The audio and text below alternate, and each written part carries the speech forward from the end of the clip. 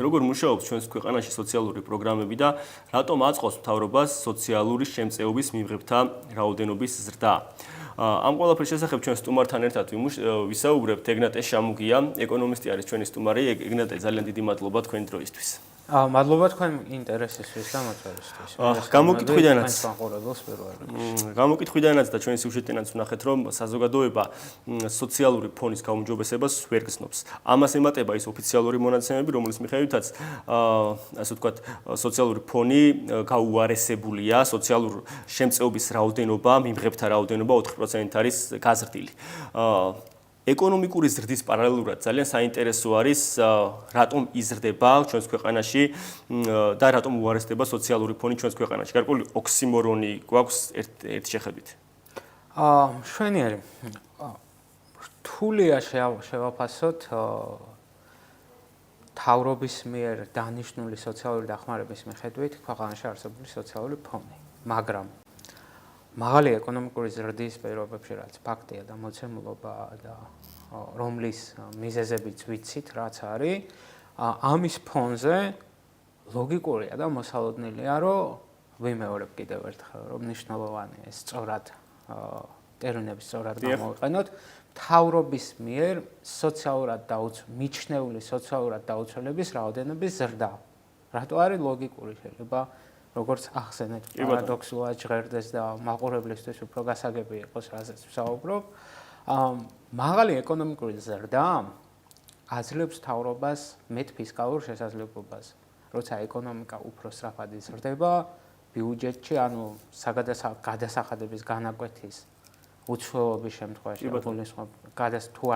თუ არ მცირდება პარალელურად საგადასახადო განაკვეთები შემოსავლები იზრდება ბიუჯეტში ბუნებრივია ბიუჯეტში შემოსავლების ზრდა ნიშნავს ამავდროულად ბიუჯეტში ხარჯების ზრდას. ანუ მაღალი ეკონომიკური ზრდის პირობებში მთავრობას უჩნდება უფრო მეტი სოციალური ტრანსფერი გასცეს. და აი ესეთ დროს დემოკრატიებში, განსაკუთრებით უფრო დემოკრატიებში, იმიტომ რომ მართლა დემოკრატიულ საზოგადოებაში ადამიანები ირჩევენ ისეთ პოლიტიკურ ძალებს, უფრო მეტი პოლიტიკური მხარდაჭერა აქვს, რომელიც თავიანთი პოლიტიკა პოპულისტურია და ძირითადად რაღაც მთავრობის ბიუჯეტის ხარჯზე ცხოვრებას, უზრუნველ ცხოვრებას ან უზრუნველ სიბერეს პირდები.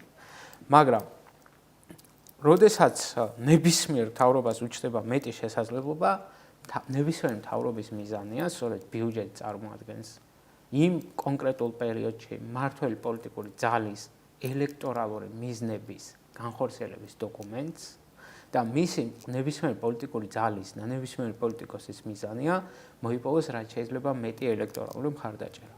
ამის მოპოვების ერთ-ერთი კარგი საშუალება არის სოციალური ტრანსფერების გაფართოება.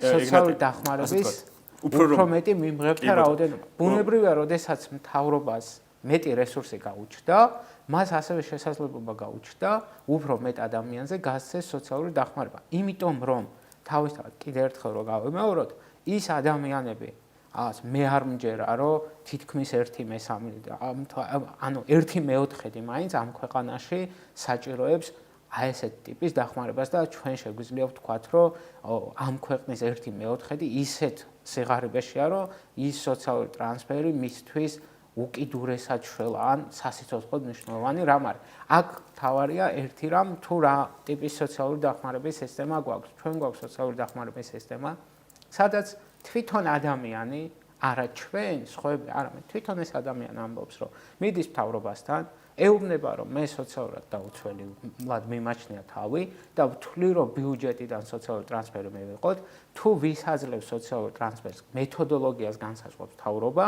შემდგომ ამ მეთოდოლოგიის მიხედვით აფასებს და კლასიფიცირებას ახდენს თვითონ მთავრობა, ყველაფერი მთავრობის ხელშია და შესაბამისად ბუნებრივია მას შეუძლია შეცვალოს მეთოდოლოგიას, პრაქტიკას და როცა დასჭირდება გაზრდის ამ სოციალურ დაუცველთა რაოდენობას, როცა დასჭირდება შეამცირებს. ესე იგი, მოცემულობა გვაქვს დღეს შემდეგი. 4%-ით გვაქვს გაზრდილი სოციალური დახმარების მიღებთა რაოდენობა და გარკვეულწილად 3.5%-ით, ცოტა მეტით კიდევ ზრდა გვაქვს იმ ადამიანების, ვინც თვლის, რომ მას სჭირდება სოციალური დახმარება, მაგრამ არ აძლევენ. გარკვეულწილად შეგვიძლია ვთქვათ, რომ აი ამ მოცემულობით ჩვენი სოციალური სამსახურები მუშაობენ ისე, რომ ადამიანებს უბიძგებენ ჩაერთონ აი ამ ასე ვთქვათ პროგრამებში?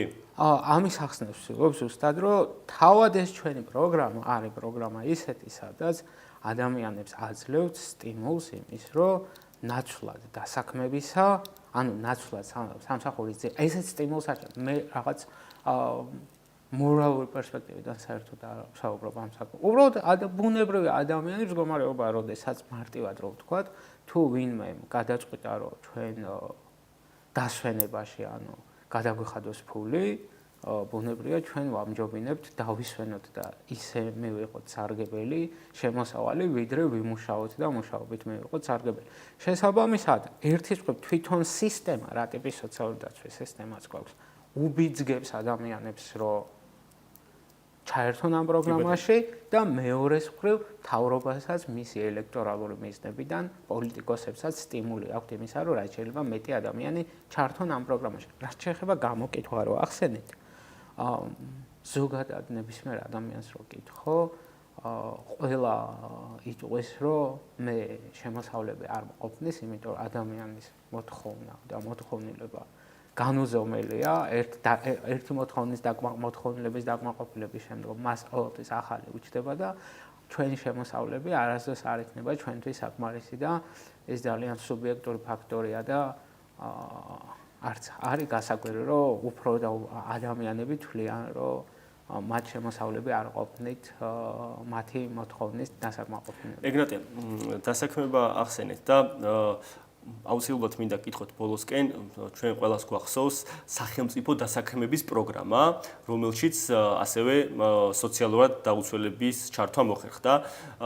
პრინციპში საერთაშორისო გამოცდილებას თუ შევხედავთ, მსგავსი პროგრამები, მსუბუქად რომ ვთქვათ, მაინც და მაინც წარმატებით ვერ გამოირჩეოდნენ და ვერ გამოავლინეს თავი. მე მინდა კითხოთ და შევეხოთ ასევე ამ დასაქმების პროგრამას, როგორ აფასებთ და გარკვეულწილად ამ პროგრამამაც ხომ არ შეუწყო ხელი აი ამ რაოდენობის ზრდას, სოციალურად დაუცველთა რაოდენობის სიის რაოდენობის ზრდას, რომელზეც დასაწყისში ვისაუბრეთ. მშვენიერი.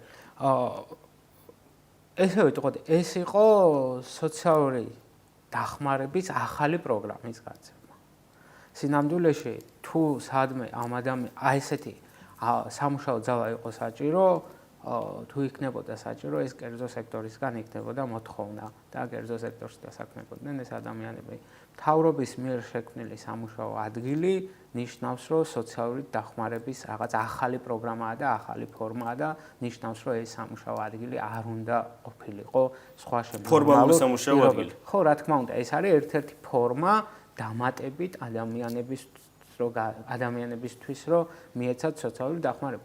როდესაც ისევ ახალი სოციალური დაცვის პროგრამა ჩდება, მე არ ვეძახი მას ფორმალურად შეიძლება რაღაც ნორმატიულ აქტებში დასაქმება ეწეროს, მაგრამ სინამდვილეში ეს არის შინაარსობრივად სოციალური დახმარება.